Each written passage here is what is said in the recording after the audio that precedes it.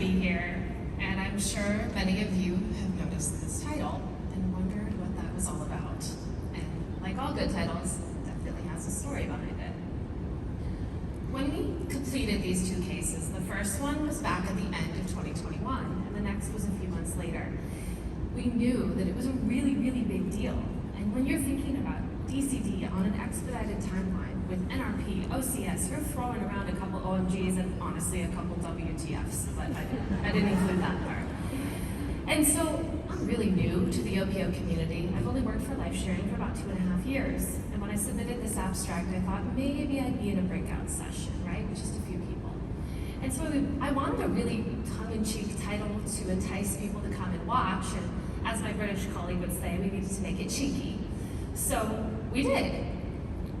Imagine my surprise when Roxanne emailed me and said my abstract had been accepted next to these two very professional sounding titles.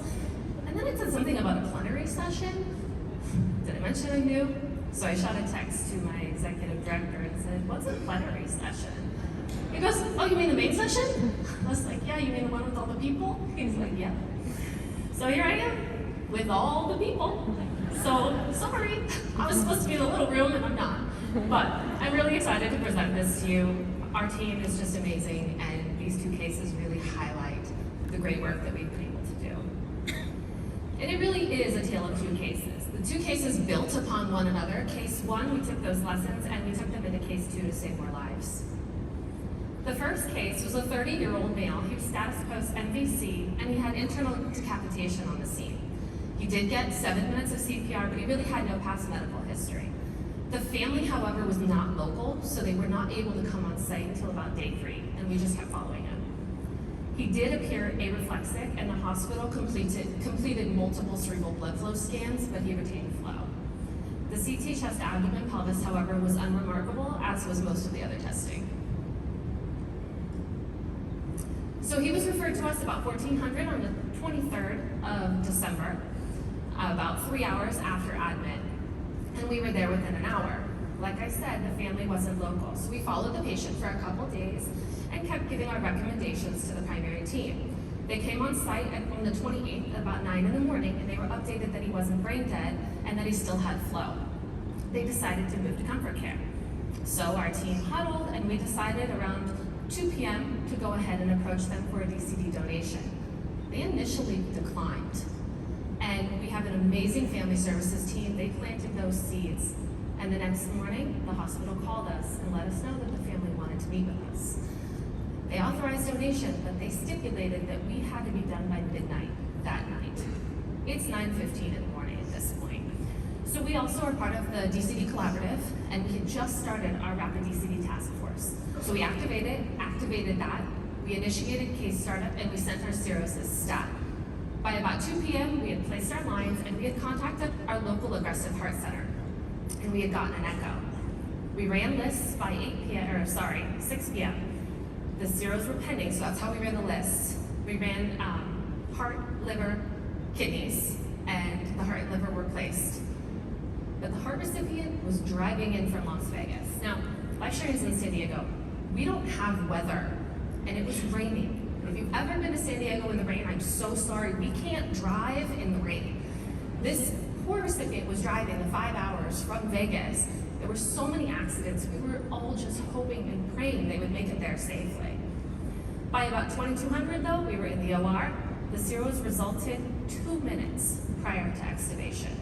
The patient was extubated and he passed with 21 minutes of warm ischemic time. NRP was utilized in this case, and so we defined warm ischemic time for our, sorry, I remember all the people. We define our warm ischemic time from agonal to NRP initiation. So these are some photos, not from this donor, but from another NRP case that I got from our heart program. But because it was a DCD patient, we were placing our requests with the primary team. We got an ABG, we got a bronch, we got an echo. We got all of these really quickly. It was really great. And we got another chest, abdomen, and pelvis because the prior one had been done a couple days prior. The heart team accepted for that out-of-town recipient who began driving before we ever got an echo. It was completely the faith on their part. Kidney lists were run, cross-match lists were sent. There was 12 hours and 45 minutes from case startup to OR. All organs were accepted in the OR and both kidneys were placed post-OR. The heart went to a 68-year-old man in San Diego area, although remember he lived in Vegas. The liver went to a 35-year-old, the right kidney went to a 53-year-old, and the left kidney went to a 46-year-old, and all of them were in the LA area. 4 organs in 12 hours and 45 minutes. We were on cloud 9. We thought there's no way we're going to top this. We were wrong. A few months later, there was case 2. This was a 19-year-old male, status post gunshot wound to the head in Mexico. He initially went to that hospital in Mexico and he was intubated. He never needed CPR at any time during his admit or hospital stay, but he did have a spinal injury with a bullet lodged in his canal. He was transferred over the border to a local trauma hospital. CT, abdomen, and pelvis was unremarkable, but his CT of the chest did show patchy opacities in bilateral lower lobes, and then some ground glass opacity in the right middle lobe, and that's his chest x-ray right there. He also had no past medical history. His timeline of events was a little bit more compressed. He came in on the 11th at midnight and was referred within an hour, and we were on site for our initial evaluation within 2 hours. By the next day, around 2 p.m., we were informed that the patient was made a DNR, and he still had reactive pupils, so he wasn't a candidate for breakdown testing. By 5 p.m., we had decided that it was time to approach this family, and we approached them for a DCD donation. The staff at the hospital did pre-mention donation.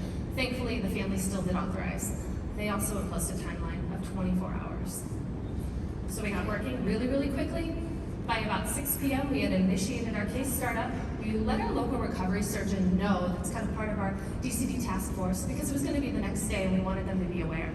Again, our serologies were sent as stat.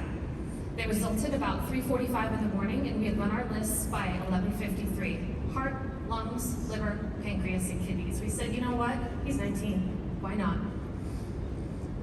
At 14:27, the lungs were accepted for sequence 6, and by 15:15, a heart, liver, kidney, multivisceral patient was accepted at sequence 3. There were a lot of highlights to this case. Again, we placed all of our orders with the primary team. The primary heart team accepted for that heart, liver, kidney, multivisceral patient with NRP. OCS had been looped in during allocation, and they accepted for liver utilization as well as lung utilization. The lungs were accepted, but they did not need OCS. Pancreas was placed, virtual cross-match was negative. The patient was moved to the PACU, withdrawal was at 23:31, cardiac time of death at 23:44, NRP at 23:52 for a total warm ischemic time of 20 minutes. All organs were accepted in the OR.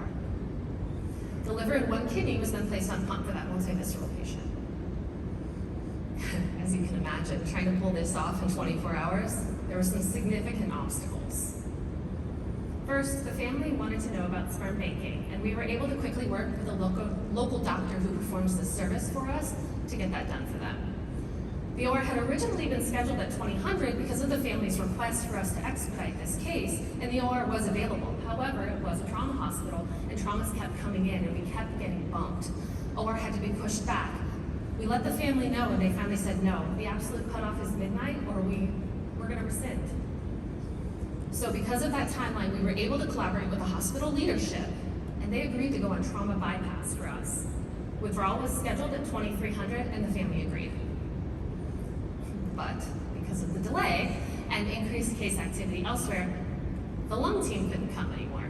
And so the heart team agreed to not only procure and perfuse the lungs for them, they sent a helicopter down with all their supplies, waited, our team procured and perfused, and we put the lungs back on a helicopter and off it went. I mean, that slide at the beginning, collaboration saves lives. This was that tenet in absolute action. So a lot of important takeaways from these 2 cases. The research shows that the advanced technology that we're all seeing is increasing organ donation rates across the board. But bundling those technologies, the NRP, the OCS, our existing kidney pumps, are not only going to increase organ viability in our DCD donors, but it's going to potentially lead to more organs transplanted per donor. Early communication with all of the teams is absolutely essential to coordination, especially when families put these strict timelines. If we didn't have the relationships that we have with our transplant centers, half of this wouldn't happen. And the hospital relationship, and again, communication, is going to increase the ability of the OPO to gain access to the OR. And that's the liver on pump for the second patient. I know it just doesn't seem like much, but it's so amazing. We all know that.